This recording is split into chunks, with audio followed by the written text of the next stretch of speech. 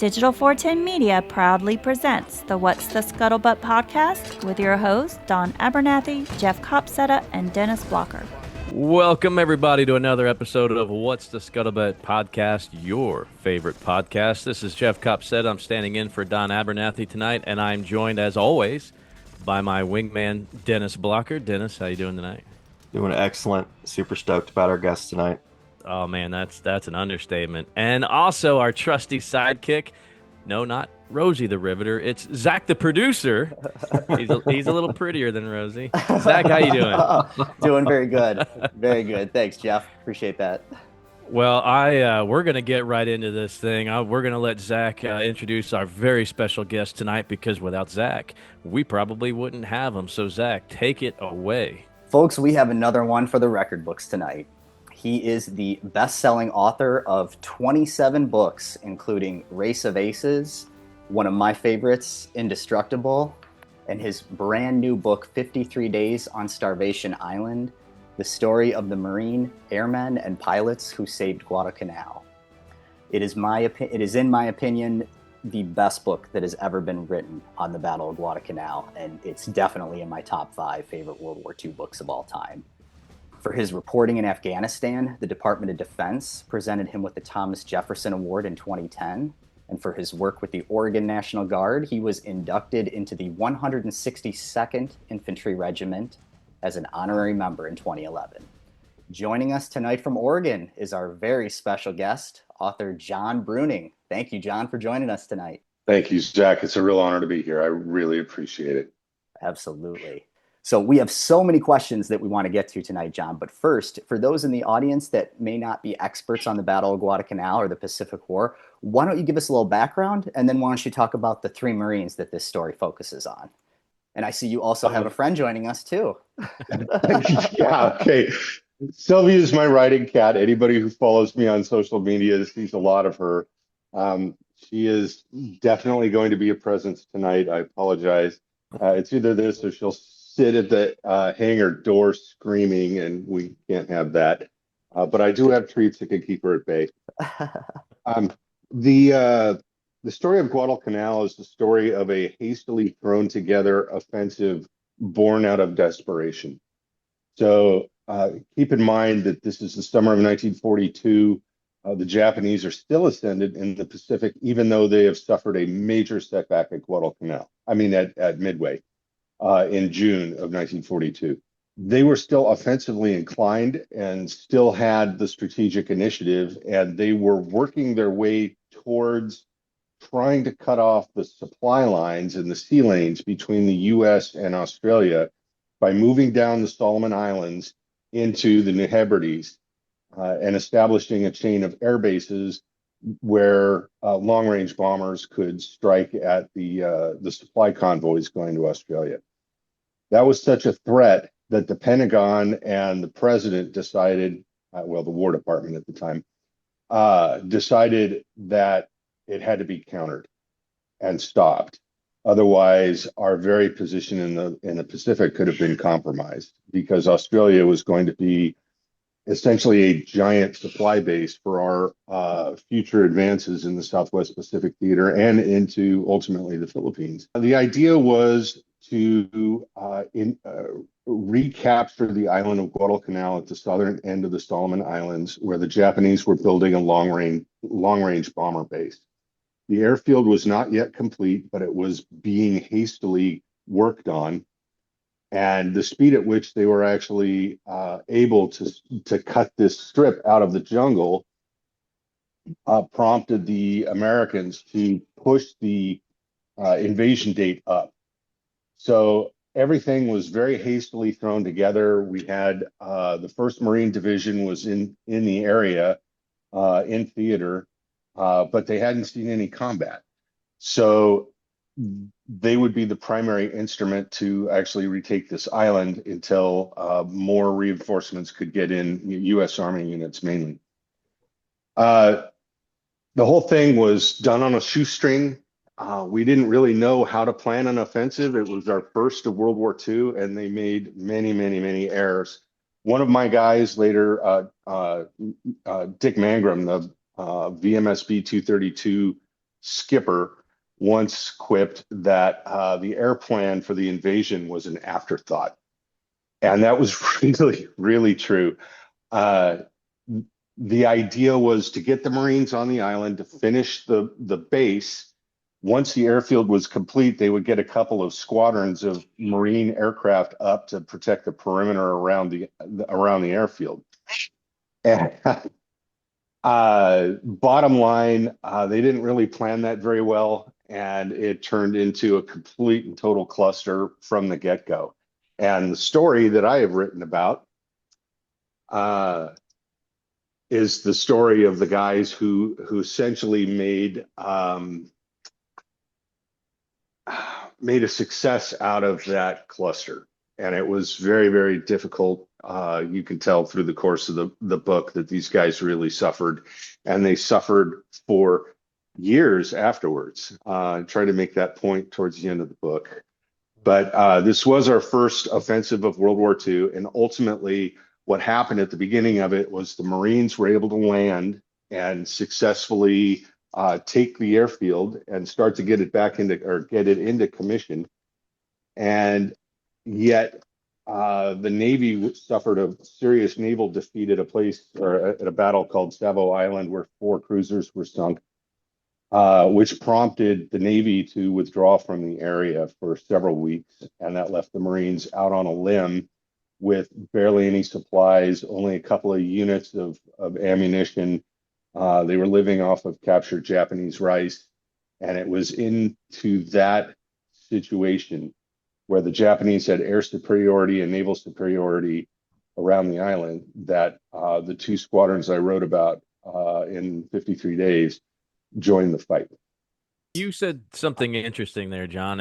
Units of fire, just a few units of fire. Now, our audience may not be familiar with that form of measurement, and if you could fill us in, because I think it's important when you think about a unit of fire and how long they had to make it last.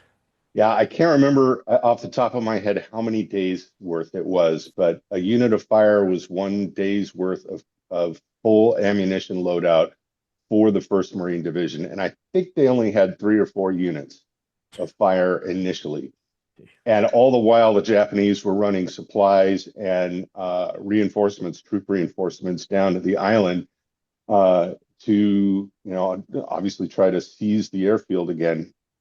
The Marines had to build this perimeter around the airfield with a division of troops. They just had, there were gaps. There were gaps because the regiments were spread so thin. And that plays into the climax of this book for sure with the Battle of Edson's Ridge. Yeah, but basically, had the Japanese been able to put a solid brigade or division down as a response to the initial invasion, which was August 7th, 1942, within a couple of weeks, the Marines wouldn't have had the ammunition to hold. So, John, you briefly touched on the 3 Marines that this story focuses on. They're John L. Smith from VMF 223, Marion Carl, another pilot from VMF 23, and then Dick Mangrum from, you mentioned, VMSB 232. I believe they were also known as the Red Devils. So these were some incredible pilots and just an incredible story once they got on the island. The question I have for you is how do you do it, John? How do you get such detailed and amazing information about these guys for your books? I mean, these are inner thoughts, conversations, songs around a fire that they're recalling memories. Like, how do you do this? How did you get these? I was very blessed to have met Marion Carl. He was the first World War II veteran I ever interviewed when I was in graduate school. I was at the University of Oregon for grad school. I was studying military history, which UFO is not a good place to do that. But I was, and he lived in Roseburg, just south of Eugene. And I went down, first year grad student with a mullet. I wrote about this in the book, actually, at the end.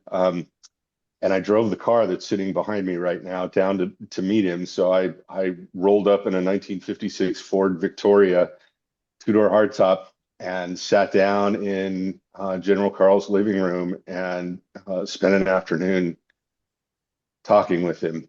and the details that he provided were the basis for much of this book, to be honest. It was something that was in the back of my mind from the day I left his house to write this story somehow. And I was finally able to make it happen during COVID. I was very blessed. Beyond the actual first person oral history interviews, I also interviewed Dennis Bird, who was Dick Mangrum's gunner, and he and I corresponded for years. There were letters that I had, diary entries, logbooks, newspaper articles, magazine articles that some of the guys wrote when they came back, who subsequently died in training accidents or in combat on subsequent deployments. So that was amazing. And then talking with the families as well. Some of the family members provided incredible resources to me.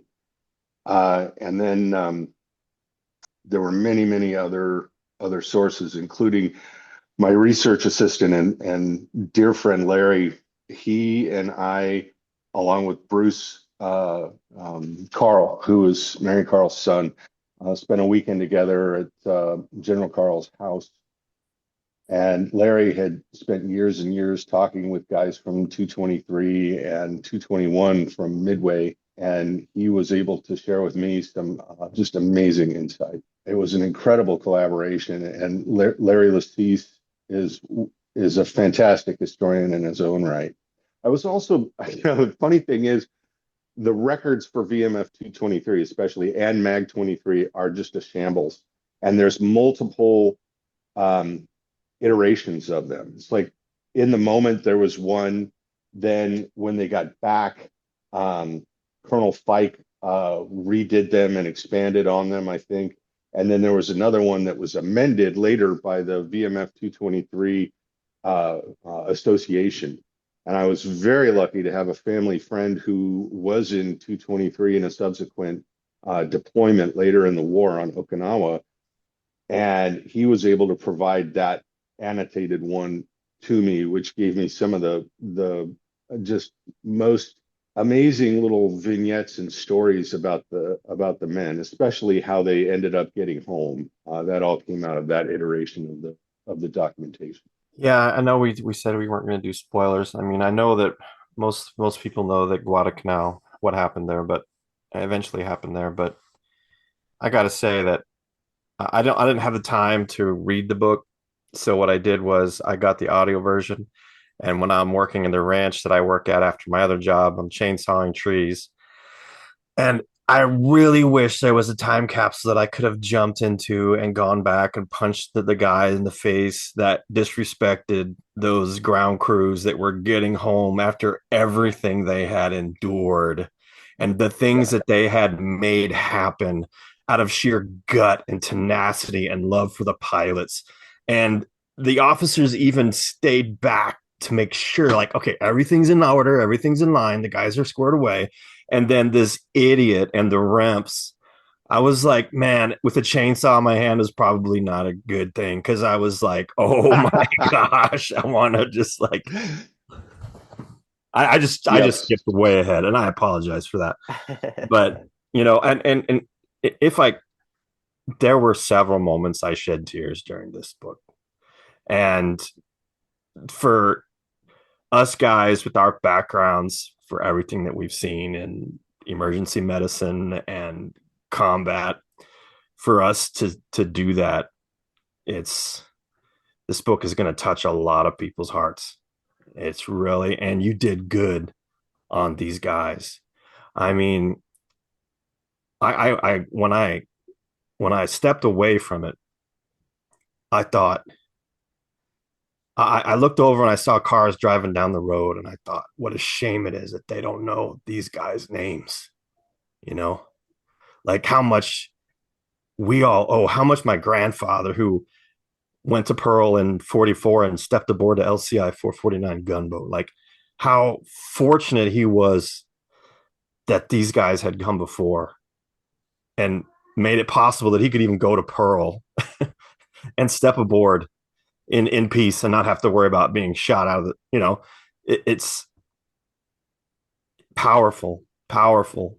And you did good. You did really good for these men. Thank you. That means the world to me. I mean, honestly, I was late on the book, and I didn't want to compromise and cut it short and meet a deadline that was important to my career. What was important to me was these men and their families get the recognition they deserve because I mean, most of these kids like Scotty McClellan, nobody's ever heard of him. He's still MIA. I That's a spoiler. Sorry. Um,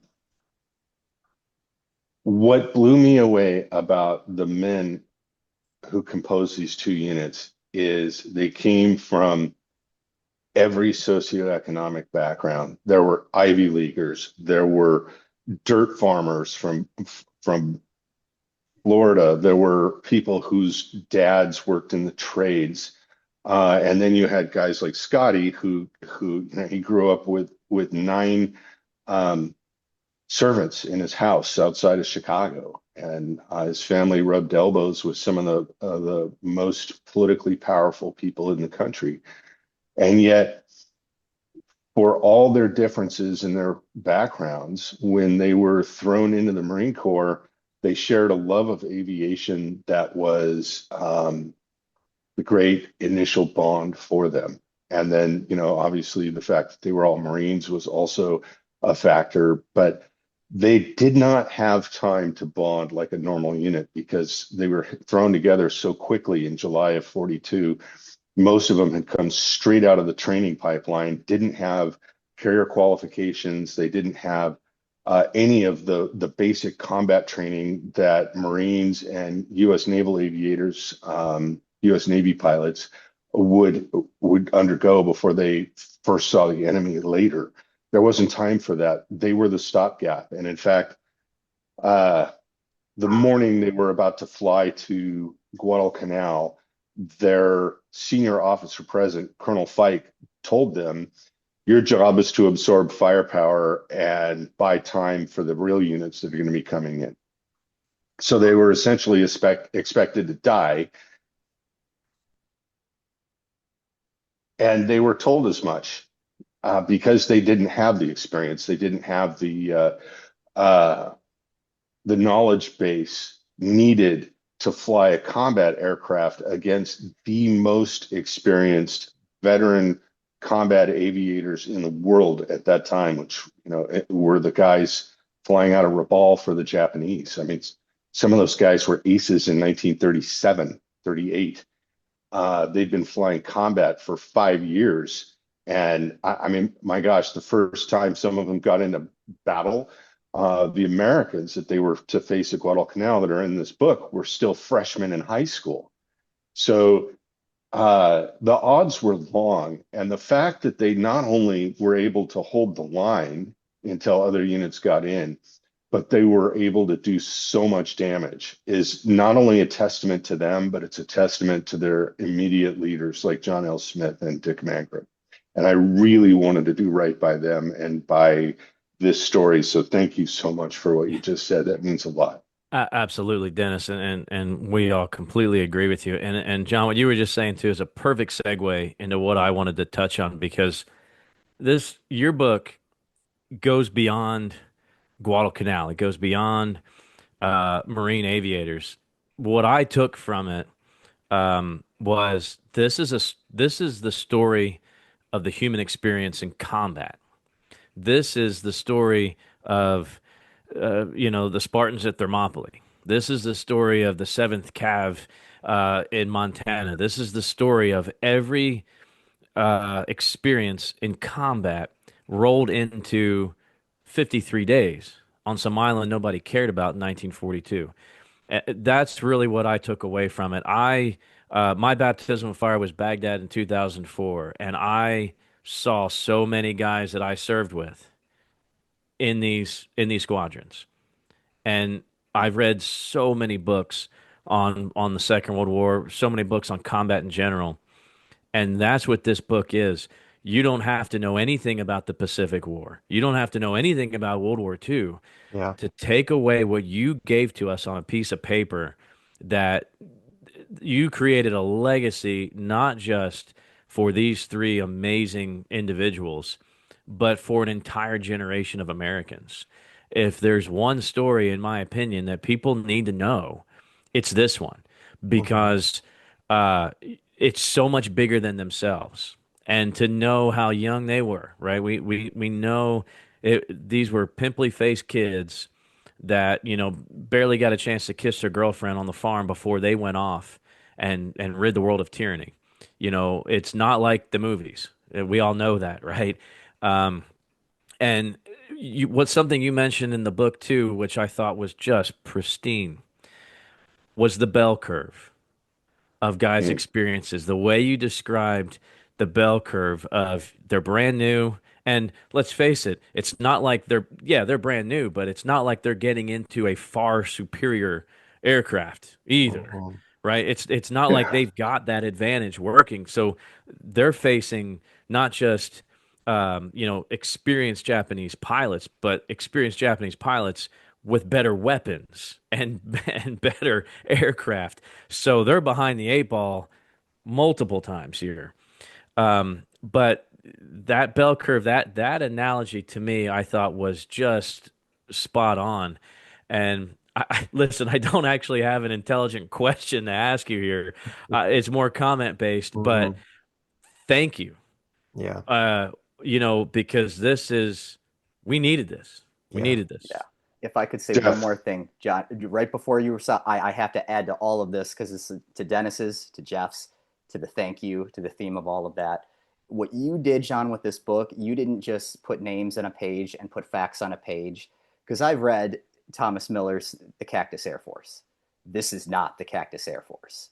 I thought your book was what I was going to get when I read Cactus Air Force. It's not that. That's mostly facts. It's still a great book, but what you did, John, is you took men, and by the end of the book, they're not just names anymore. Like Hmm. you said, they're Scotty, they're Brownie, they're Baldy, they're Zed. You feel like you were best friends with them. So it's in the theme of what these two gentlemen just said. Thank you, thank you for humanizing this experience and explaining combat in a way that normal readers can understand. Wow, guys, you're gonna bring me to tears. Thank you. This is my life purpose, and it's Jeff. Um, I wrote a book in '06 called The Devil's Sandbox about an Oregon National Guard unit that was in Baghdad in '04, '05 during OIF2. And I was I didn't learn of the story until most of the guys were starting to come home. So I wasn't out there in Iraq with them, but I was with them in Katrina, and I lived with them on the grounds of the New Orleans Baptist Seminary and got to know them. Had many, many long nights talking with them and going on patrols with them. I realized a couple things. First, if I was going to keep writing about combat, I needed to go experience it. But also, I had a mentor early in my career who told me, you've got to see these war stories as male adventure novels. And that's kind of how I approached the craft for years until that book. And then when I went to combat in Afghanistan and saw what was going on, and that there is that probably truly unreachable goal of having a band of brothers. What I saw was you had really close-knit cliques within a unit, and then there was a lot of tension and interpersonal issues. So it was, it's flawed. And I guess when you look back in 50, 60 years, like they did with the unit from the 101st that story is about, you forget some of that. And so I wanted to remember it. And when I came back, I wrote about some of the dichotomies that I saw in combat through the story that Sean Parnell and I wrote with Outlaw Platoon. And flash forward to when I'm able to actually write 53 days. These kids, they were totally psychologically unprepared for what they were dealing with.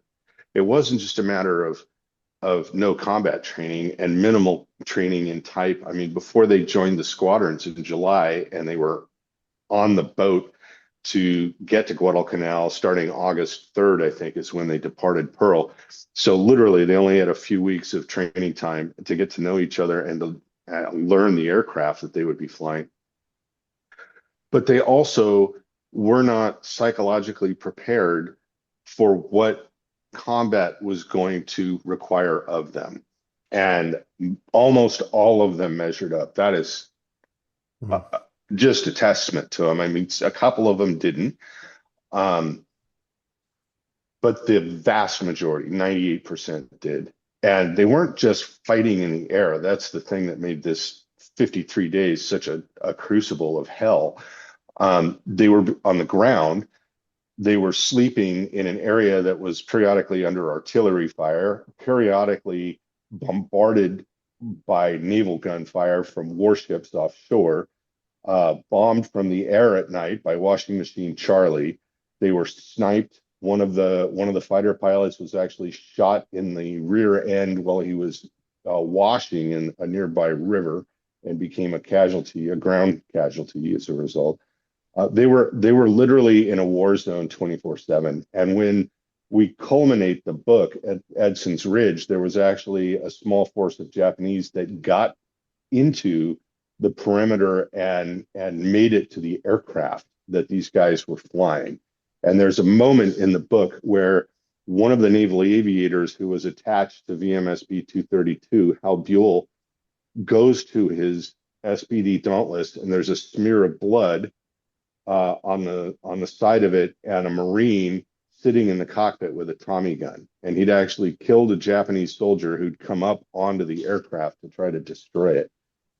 So that's the nature of what they were dealing with in terms of combat. And then when you layer in the living conditions, the fact that they didn't, for over a week and a half, they didn't even have tents. They were just living there in the jungle. They didn't have mess kits. They didn't have proper food. They were living off of Japanese rice and captured Japanese food stocks. They didn't have any kind of effectively enclosed spaces like, undamaged hangars to work on the aircraft. They didn't even have engine stands. When VMSB 232 first landed, they had one guy who was an armorer who came along as a gunner. They didn't have any bomb carts. So, here they are expected to go sink warships with 1,000-pound bombs that had been left by a transient U.S. Navy unit that had stopped to refuel at Guadalcanal. These bombs had to be hand carried to the aircraft and then lifted up onto the SBD's bomb shackles by hand. And they had to do that day after day, week after week. And even when the ship arrived that had that stuff, it ran aground repeatedly through mismanagement. The captain was an idiot. And they had to pitch most of that stuff overboard. So even what did arrive in early September was not nearly enough to outfit both squadrons, plus the other ones that were coming in piecemeal to try to backfill them. So, I mean, this was just a crazy set of outlier circumstances. And these guys, the thing that just blew me away as I got to know them writing this book is that they measured up. They measured up. They were the measure of the moment. And over again, you see the consequences of that in their later lives. And that is the real cost of what happened during those 53 days. Those 53 days transformed the lives of every person who survived.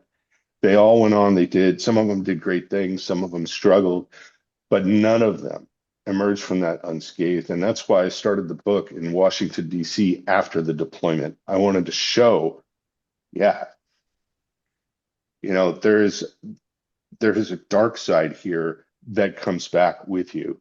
And And these guys at the start of the book, Marion and Dick and John L. They're sitting in a hotel. I mean, a very posh restaurant in Washington D.C. near the Navy Department, and they're surrounded by all of these officers with pristine uniforms, and they're literally 10 days removed from wearing rags and being constantly stricken with the bends from dysentery. And there's china and nice flatware and cloth napkins. I mean, it was just culture shock coming back to that and seeing the country just really not yet even in a mode to understand what it was going to cost and take to win this war. And I mean, this is long before the blizzard of Western Union telegrams started, papering every neighborhood and town in America. And so we as a nation hadn't really risen to the occasion yet. It was all seemingly just a grand adventure that you saw in the newspapers, and periodically somebody lost their lives in your area. But these were the guys who were the first back, and they're the ones who were the first to suffer that disconnect between the society that they protected and defended and fought for, and the civilians and the military officers and personnel who were still stateside and had not yet seen combat. Yeah, it just reinforces something that, I've said this so much now. I didn't serve with the Oregon National Guard and OIF2, but it was Washington and Arkansas. Washington was first of the 161, I think, and Oh, one you were of with the 39th Brigade. probably I was third brigade Yeah, first Arkansas. cav, but yeah, Oh, yeah. Okay. Washington was attached, and first of the 153rd from Arkansas was attached for OIF2, and I've said this 1,000 times. The hardest part about going over there is coming home, and your book hammered that home uh, so well. And there's something else I want to touch on too, and something I want to share with you. Because when Zach first introduced us to your book, he said, "Guys, this is a must read. It's a top five." And I'm thinking Guadalcanal is what started it for me. I grew up just around the corner. I grew up in rural South Jersey. My dad retired from police department there. We moved to Central Texas here in the 90s and spent the rest of my life here. But walking to school, I would pass the house of a Marine. That's all we knew. I was a Marine in World War II, and he ended up being part of the First Raider Battalion that served at Guadalcanal. So, of course, he was impressed that this 13, 14-year-old kid had heard of Guadalcanal. So we really got close. And unfortunately, I was too young to really honestly comprehend half of what he was telling me at that age. And I was also too young to think to actually record any of our conversations. Um, but Guadalcanal is what really, that's the genesis of my interest in World War II. Um, the first book I read was Guadalcanal Diary. So, and I'm more of an Eighth Air Force, fanatic myself. But the Pacific still warms my heart. I spent 5 years working for National Museum of the Pacific War and living history, so it's still a very hot topic. When Zach introduced us to this, I went backwards and I reread Guadalcanal Diary. I hadn't read it in 30 years. I reread Guadalcanal Diary. And then I picked up Eric Hamel's pictorial history of Guadalcanal. Of course, like that's what you do, right? You got to have an Eric Hamel when you're studying a battle. Oh, absolutely. I have a great Eric Hamill story for you too. He was a Perfect. dear, dear friend. So then I started your book, and I think I read 70, 80, 90 pages before I think I even blinked. And I got to a part that I'd read in several books, and it was like, okay, I got to find it. So you talked about the lack of support, the lack of supplies. The Navy leaves them. They've got no food. Their unit of fire is about running out. No armors. They're hand pumping avgas. Yeah. It's the worst nightmare you could think of. Um, and the intelligence aspect. And something you mentioned, I think we've all read it in at least one book, that the only maps that anybody had of Guadalcanal at the time was from some old National Geographic magazine. Thank you, Mr. Bruning, for pointing that out because it didn't take me long. He got Oh it. my gosh. So, for our listeners, if you've read a book, and you better read John Bruning's books, but if you've read a book where you've come across a line that says the guys at Guadalcanal had no intelligence, the only maps they had were some old National Geographics they found on the ship, it's the March of 1934 issue. And it's the very first article, Coconuts and Coral Islands by H. Ian Hogben. It's about 25 illustrations, pictures from the author, hand-drawn maps. This is not what the military considers intelligence, guys. I just want to let you know this is not how the military operates. But in the summer of 1942, this is how they operated. And at a time when, boy, did we need a win. Uh, I know we were probably riding a bit of a high at Midway, but let's face it, and you touched on it, the issues, the scandals with Brewster and some of our big aircraft firms, some of the people that were just out to turn a buck, some of the people that were on strike at some of the defense factories, the racial issues we had in Detroit. People were striking, people were being killed during some of these riots. People were writing articles in early 1943 about how we lost over 16,000 killed in action in 1942, but we lost 22,000 factory workers to traffic accidents. You know, America's always been America, right? We can't get away. Yeah. We can't get away from that. We really can't. Um, but to just really truly absorb the full story, the full measure of what it took, and like you said, man, boy, did they measure up. They did. Um, Jeff, I actually have a question for you. Uh, when you said the hardest part of your deployment was coming home, how so? Tell me about that, because it was the exact same way for me, and for a lot of these guys, it was as well. And it's a phenomenon I think anybody who's been to combat will understand, but most civilians here at home don't get it all. Combat's easy. Combat's easy. I served for the best military for the best country on planet Earth. I knew everything I needed to do. And if you get snuffed out, um, what a better way to go. There's no better way to go. Um, Living with it the rest of your life is tough. And I'll leave you with this. My platoon, we lost more guys to suicide than we did killed in action. So it's hard coming home. Yeah, no, I'm really sorry to hear that. Um, yeah, for me, it was the same way. It was combat was incredibly simple. I didn't have to think. All I needed to do was grab my camera, my notebook, get on the helicopter, and go wherever we were going that day to whatever village or whatever we were doing. Um, Food was provided. I didn't have to worry about money. I didn't have bills. I didn't have to worry about taxes. You learn more about your home front than you ever want to know. And that's something that these guys on Guadalcanal discovered in horrible ways. I mean, the whole Dear John letter is a trope these days, but that was a major morale killer. Mail was a double-edged sword. You could get letters that would sustain you and keep you going, or you could get letters that would tear your heart out. And who really did a great job with that is Leon Uris in Battle Cry, where you see one of the Marines in the Sixth Marines early in that book when they're on Guadalcanal. He gets a Dear John letter and he just punches out. And he ends up being the guy who stays behind during a counterattack, I think, and ends up essentially sacrificing himself because he didn't want to live anymore. And it was all because of what happened at home.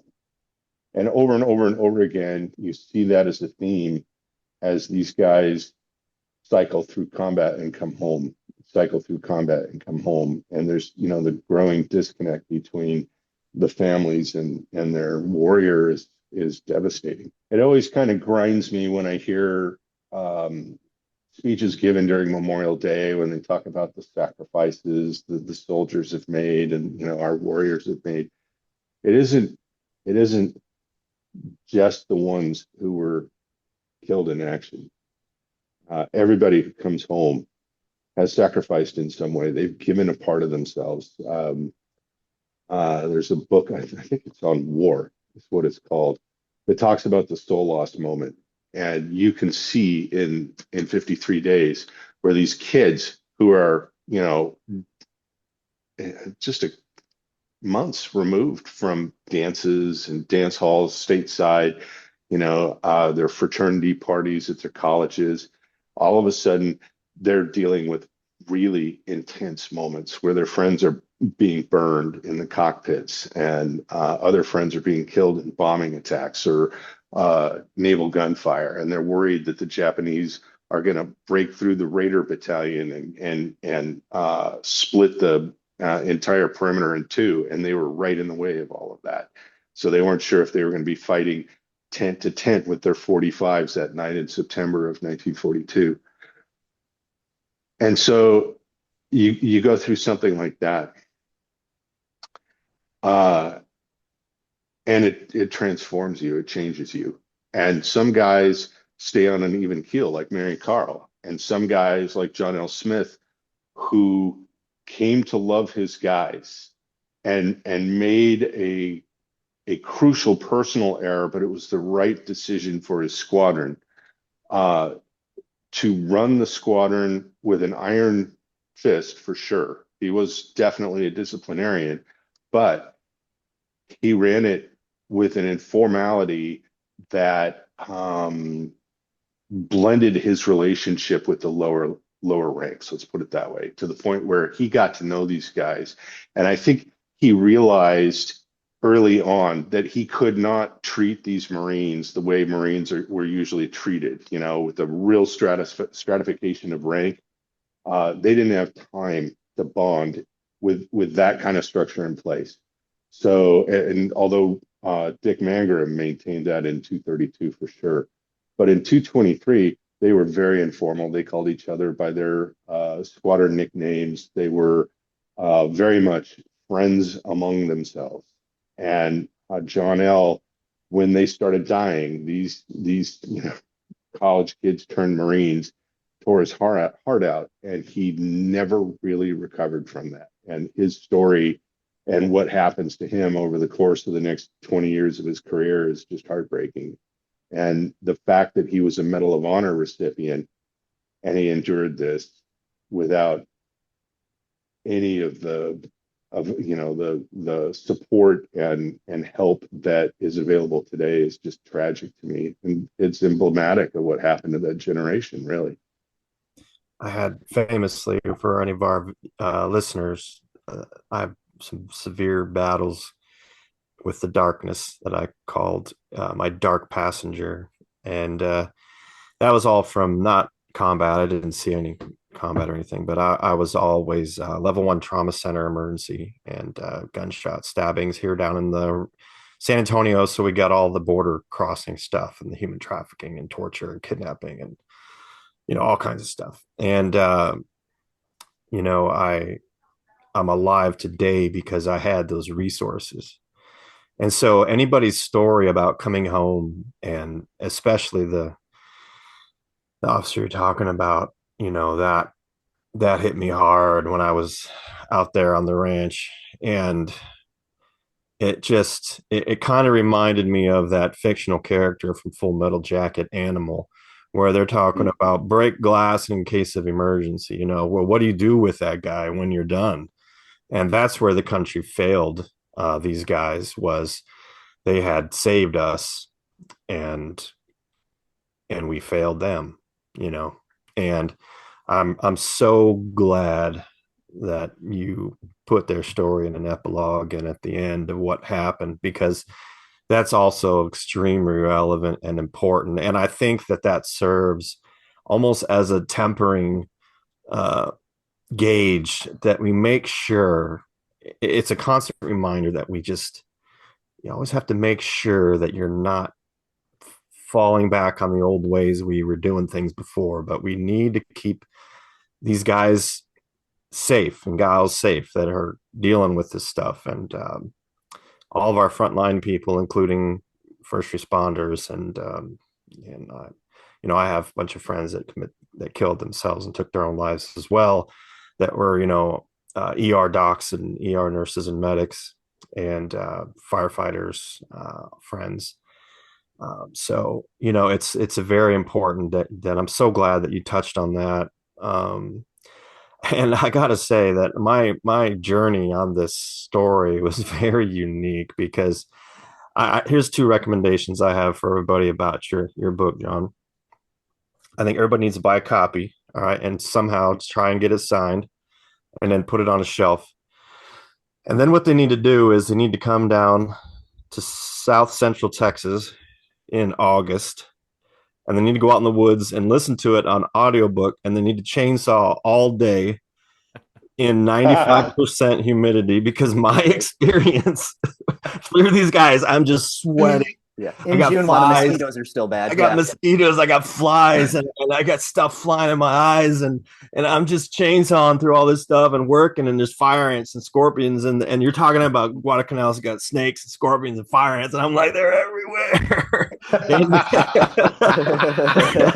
I'm like having PTSD right there, like I was there, and but what's really unique, John, and I want you to take this with you for the rest of your life. Whenever you think about if your book matters, I had a really unique experience because at the various things that were happening, for instance, the Marine who sat in the cockpit and gunned down that Japanese guy that was trying to get to the aircraft and then just casually walks off. I know exactly where I was at on the ranch that day when I was dumping. I had the ATV and I was dumping the wood where it's going to be burned. And I remember that story came up, and I was sliding out of the seat, and I looked up at the sky, and there was a buzzard flying over, and I was Oh like, my gosh. this is. And then there's an officer, a pilot who was a non-com before, and then made it into being. I know we all know his name. I don't want to ruin it for everybody. And when he's gone, man, I had to take a seat. I had to take a knee. That was powerful. Yeah, that was powerful. And Thank you. I really appreciate, and of course, as a writer myself, and I have so many questions about your writings, how you keep track of the characters, like, and how do you, I know how I do, but when you have all these guys and you got to, your continuity and your flow and your everything's got to agree in time and place, and I don't even know if we have time for that, Jeff, but it's full immersion for me. Usually when I'm writing, I go up to a little cabin in the woods in the Cascades, a few miles from a lake, into this cabin that I've probably written parts or all of the last 14 books. And I will spend weeks and weeks up there with just the cat, my dog, and the guys. And I live the story. For sure. And one thing, definitely the darkness that engulfs some of these guys is a major theme of the book, especially the aftermath. But the reason why I started the book the way I did was because in that moment in New York, when the guys are on the hero tour, the first heroes back from the Marine Corps. This is after the Marines, the Marine aviators were crushed at Pearl Harbor. They were crushed at Wake Island. They were crushed at Midway. The Marine aviation was 0-3 against the Japanese going into Guadalcanal, and the Midway veterans that were seeded into the two squadrons were very, very dark and bitter, and their morale for the most part was not good. But one of them, Marion Carl, was a very even-keeled kind of guy, and you see him at the beginning of the book have this moment with a woman he meets in New York City, and bam, he falls in love, and you find out later in the book that they have a whirlwind 2-week romance and they get married, right? And the point I wanted to make with that was something that you'll see as a theme through all my other books. And I know this is going to sound kind of, I don't know, harlequin-y, but the transformative aspect of combat can be mitigated with love. And over again, you see that within this book, which is the story of a father's love and for his kids and his wife in combat. In Race of Aces, you see it with the relationship between the aces and their wives, especially Gerald Johnson and his wife Barbara. The Trident, which I wrote with Jay Redman, was the story of how one Navy SEAL couple made it work when 95% of the SEALs get divorced. So over and over and over again, I've tried to wrap these stories into something that tells a bigger human aspect to all this, which is how love can balance the darkness, for sure. I'm so glad you said that. And I'm sure Jeff's going to be able to interject on that as well. But my better half, she would say, I don't know, well, I'm not this or I'm not that. And I just looked at her deep in her soul and I said, but do you know the peace that you bring to my heart? You can't buy that. You can't buy that at a jewelry store. No. You can't lose that enough weight for that. You can't purchase a dress for that. That is you. That is your heart. That's who you are. That's what I see. And the peace that you bring me, I will fight to the death for that. Yeah, for sure. That's amazing. And I'm so glad that you have that, because it's been my experience, the people I know who served and came back and didn't have that or had chaos in that aspect of their life had a much harder time. Sure. Well, John, while we're on this topic, I think that's a good segue of, everything that we've been talking about. I'd like to kind of, if I can, since we're getting near the end anyway, I'd like to kind of, I think it's appropriate to end the podcast the way that you end your books. And if you would, I'd like you to, please tell our audience about Taylor Marks and the impact that Taylor has had on your writing. So Taylor, okay. I was teaching ballroom dance in a high school class, PE class. I was teaching a ballroom dance section as a favor for a friend, and this was back in 2007.